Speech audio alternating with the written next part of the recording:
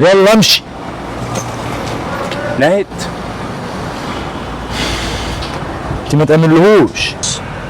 انا سمعت كل حاجه. عندك حاجه يا ناهد بالمره؟ انت مالكش امان. عندك حاجه بالمره؟ انت مالكش امان. انت ليه يعني؟ انت امان. ولا شفتي المحاضره اللي فاتت؟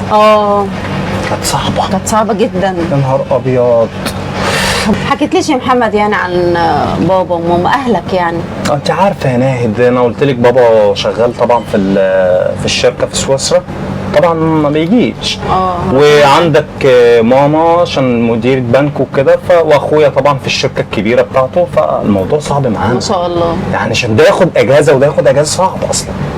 طيب يعني ما فيش مانع يعني نتعرف ان عليهم شاء الله يعني ان شاء الله كده فتره قريبه باذن الله نتعرف عليهم. إن شاء وانت الله. شويه يا ناهد ولا ايه؟ انت بنت الباشا برضه.